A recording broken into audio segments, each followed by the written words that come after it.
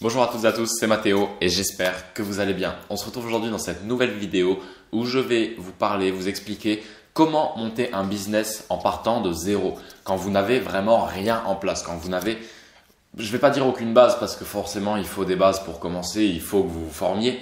Mais voilà, sans avoir déjà mis un pied à l'étrier, sans avoir déjà eu forcément un gros passage à l'action. Donc tout simplement, si je devais résumer un business, vous devez résoudre et répondre à un besoin.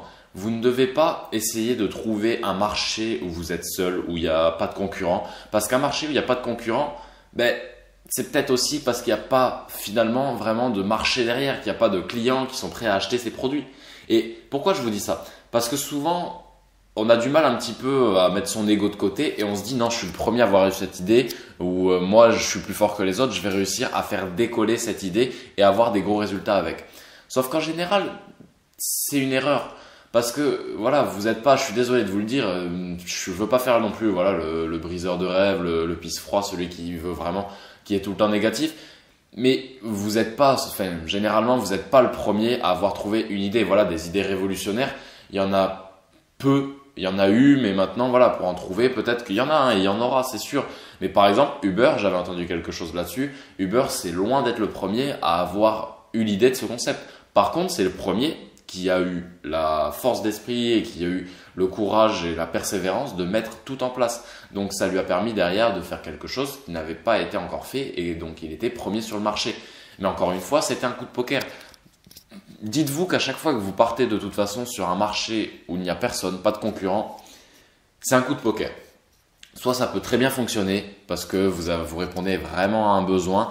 Alors même si vous allez me dire Uber, ça répond pas à un besoin vital, mais ça répond quand même à un besoin parce que voilà, la flemme des gens maintenant est devenue plus importante et des fois au lieu de se faire à manger, les gens se disent je préfère commander un Uber.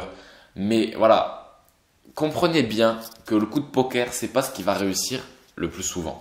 Donc, voilà, si vous avez une très bonne idée, que vous êtes certain que vous avez une étude de marché, que c'est obligé que ça marche, allez-y, foncez. Je vais pas vous dire non, ne vous lancez pas. Si peut-être que dans cette vidéo, il y a le prochain Bill Gates qui regarde, je vais pas te dire non, n'y va pas, ne fais pas ton business. Mais attention, voilà, encore une fois, s'il y a des endroits où par exemple, il n'y a pas d'immeuble construit ou pas d'immobilier, posez-vous quelques questions. C'est peut-être que voilà, il y a peut-être des soucis derrière pour la location, qu'il y a des soucis, je sais pas, voilà, des quartiers peut-être qui sont pas chers, n'achetez pas en vous disant je vais louer complètement à des prix fous parce que si personne n'a investi dans ce quartier, c'est peut-être parce que ce quartier n'est pas viable et qu'il n'y a pas beaucoup de demandes locatives. Donc c'est un exemple parmi tant d'autres, mais voilà. Donc ne vous lancez pas forcément dans un business que vous pensez révolutionnaire, mais lancez-vous dans un business qui va répondre à un réel besoin. Par exemple maintenant, une centrale nucléaire qui s'ouvre. Il y a des très grandes chances pour qu'elle cartonne. Pourquoi? Parce on est dans une période de transition et je suis persuadé que voilà, tout tend à être électrisé, on va dire, tout tend à devenir électrique, même si derrière, il y aura un problème de gestion des déchets, mais ça c'est encore un autre débat. Mais tout tend à être électrique. Donc je pense qu'une centrale qui se lance maintenant, par exemple, c'est quelque chose qui a peu de chances de faire faillite. S'il y a des bons dirigeants, c'est toujours pareil. S'il y a les bonnes méthodes derrière et que la personne fait les choses intelligemment. Donc lancez-vous dans un business qui répond à un besoin. Je ne peux pas vous dire plus. Si vous répondez à un besoin, même dans un marché saturé, et que vous apportez votre touche en plus, et que vous savez apporter au prospect ce qu'il veut entendre, il n'y a pas de raison que vous n'y arrivez pas. Il y avait une métaphore que j'avais beaucoup aimée d'un marketeur américain qui disait « Les personnes adorent le Nutella. Alors donnez-leur un smoothie bio dans un paquet de Nutella. » Et en gros, ce qu'il faut retenir, c'est vraiment d'offrir au client ce dont il a envie, mais au fond, de donner vraiment le contenu qui correspond à ses besoins et qui va faire que vous allez pouvoir changer sa vie.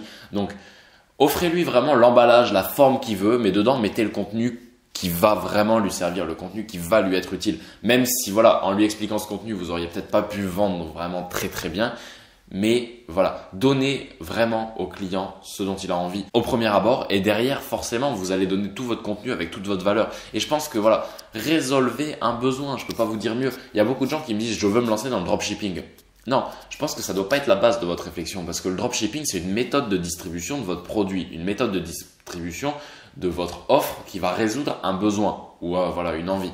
Mais le dropshipping ça doit pas être la base de votre réflexion. Vous ne devez pas vous dire je vais me lancer dans le dropshipping et chercher une niche et ainsi de suite. Vous devez vous dire, voilà, j'ai telle idée de business, je veux me lancer dans, je sais pas, je prends une niche au hasard, dans la niche du curling, par exemple. Je veux me lancer dans le curling. Vous avez une offre, vous mettez une offre en place et maintenant, quelle va être la meilleure méthode pour distribuer cette offre? Est-ce que ça va être d'aller démarcher en physique les clubs de curling pour leur vendre vos accessoires? Est-ce que ça va être de vendre votre produit sur une boutique en e-commerce? Donc peut-être, et à partir de là viendra la réflexion du dropshipping, mais ça ne doit pas être la base de votre réflexion. Même si ça peut paraître un peu paradoxal parce que je vous dis ça, mais forcément, moi quand je me suis lancé, je me suis dit allez, je vais faire du dropshipping et voilà, ça s'est fait comme ça. Donc forcément, je ne peux pas être complètement catégorique et vous dire non, ne faites pas de dropshipping si vous n'avez pas d'autres idées derrière. Vous pouvez tout à fait vous lancer dans le dropshipping, mais je pense que si vous voulez monter un vrai business, et quand je dis vrai business, c'est un business sur le long terme. C'est un business, voilà, 5, 10, 15, 20, 30 ans. Donc, on est vraiment sur du long terme. Je pense qu'une boutique en e-commerce, si vous en montez une maintenant, même si elle cartonne, vous n'allez pas la garder pendant 30 ans. Il y a un moment où vous allez la revendre, réinvestir ses bénéfices dans autre chose qui va vous servir à scaler votre business au niveau supérieur. C'est tout à fait logique. Mais voilà, je pense que vous devez vraiment résoudre un besoin, vous concentrer là-dessus. Et pour trouver un besoin à résoudre, parce que maintenant je sais que c'est la question qu'on va beaucoup me poser, moi je pense que ça nécessite de lire beaucoup, de vous informer, de regarder des vidéos et également de ne pas être fermé.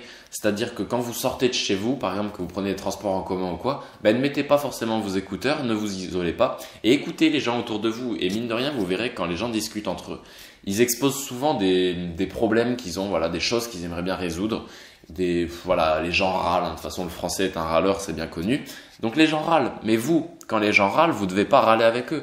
Vous devez peut-être les écouter. Enfin, vous devez même très certainement les écouter. Mais vous devez penser avec l'esprit entrepreneur et avec l'esprit comment je pourrais faire pour résoudre ce besoin. Voilà, des gens disent j'ai payé 50 € une séance d'hypnose pour arrêter la cigarette, par exemple, ça ne servait à rien, c'est nul, ça marche pas sur moi l'hypnose. Eh bien, cherchez peut-être une méthode pour arrêter de fumer si vous avez vous-même été fumeur et que vous avez réussi à arrêter de fumer. Ou même si vous êtes fumeur et que vous n'avez pas encore arrêté, essayez vous-même d'arrêter pour pouvoir retranscrire ce savoir derrière et le revendre sous forme de produits peut-être digitaux ou produits physiques ou coaching, consulting. Donc voilà. Écoutez les gens, écoutez, soyez ouverts à la discussion, soyez ouverts au monde au final, c'est tout bête mais je vois trop de gens qui osent pas sortir de chez eux, qui se disent, enfin quand je dis sortir de chez eux, je dis pas voilà sortir de leur maison pour aller en ville, mais je parle voilà d'aller voir un peu plus loin, d'aller voir à l'étranger, d'aller voir des villes un peu inconnues, de découvrir de nouvelles cultures. Je suis en train un peu de partir loin, mais parce que c'est vraiment à mon sens un état d'esprit. Entrepreneur, c'est un état d'esprit de toute façon. Moi, je vois l'entrepreneuriat comme la possibilité et non l'obligation. C'est-à-dire que si j'ai envie de faire quelque chose, je peux le faire. Si j'ai vraiment pas envie de le faire, si c'est bénéfique, il faudra que je le fasse à un moment. Mais si j'ai vraiment pas envie de le faire, en soi, je n'ai pas de patron qui me commande derrière et je peux reporter peut-être cette tâche, même si c'est pas bon de reporter, mais bon, bref, là on s'en fout. Je peux reporter cette tâche au lendemain. Par exemple, voilà, pour prendre un exemple tout bête avec moi, j'ai un rythme au niveau du sommeil qui est très carré, voilà, auquel je déroge pas, je me lève tôt, je suis très productif le matin. Mais si jamais exceptionnellement, voilà, je dois aller à un rendez-vous à minuit et demi avec les boîtes de nuit comme ça m'est déjà arrivé, je m'en fous, le lendemain matin, je me réveillerai peut-être à 10 h et puis tant pis pour cette journée, il n'y a personne derrière. Donc, être entrepreneur, c'est un état d'esprit et je pense que dans cet état d'esprit, vous avez cette ouverture d'esprit qui doit rentrer en compte. Vous devez, voilà, être ouvert d'esprit comme je vous l'ai dit et pour ça, ça passe par une maturité, honnêtement, une maturité, mais que vous allez acquérir grâce à l'information que vous allez pouvoir accumuler. Donc, à mon sens, c'est très important. Et puis, vous ne pouvez pas monter de business si vous n'êtes pas formé. Si vous n'êtes pas formé et que vous montez un business, forcément, vous allez faire des grosses erreurs qui vont vous pénaliser énormément et vos concurrents vont vous bouffer et vous allez disparaître de ce secteur. Après, forcément, même en étant formé, vous allez faire des erreurs, mais c'est des erreurs moindres et auxquelles vous allez réussir à réagir derrière, à réagir à ces erreurs. Et ça, à mon avis, c'est le plus important. Donc voilà, j'espère que cette vidéo vous aura plu. N'oublie pas que dans la description, tu peux retrouver ton pack au contenu 100% secret et gratuit. C'est un pack qui s'autodétruira dans quelques temps. Donc voilà, je te laisse le retrouver dans la description si tu es motivé. Il n'y a pas de souci, j'ai confiance en toi et en ta motivation. Encore avant de finir, j'ai ma formation Dropship Express qui fermera ses portes en novembre. Si tu es intéressé pour te lancer dans le dropshipping, n'hésite pas, tu as également le lien dans la description. C'est une formation à 48 € parce que je me souviens de mes débuts qui étaient un petit peu compliqués, où ça me faisait chier de mettre des centaines et des centaines d'euros dans des formations. Donc voilà, là j'ai fait une formation accessible à tous. Forcément, moi au niveau de mon taux horaire, au niveau du temps que j'ai passé, c'est à la limite du rentable, mais moi voilà, c'est aussi dans un objectif d'aider un maximum de personnes sur cette chaîne. Donc j'espère que cette vidéo t'a plu. Si c'est le cas, n'hésite pas à me le dire dans les commentaires. Ça m'aidera énormément à développer la chaîne YouTube, à le partager autour de toi, à tes amis, à tes connaissances, à toutes les personnes qui souhaiteraient monter un business. Et moi, je te dis à la prochaine pour une nouvelle vidéo. Ciao, ciao.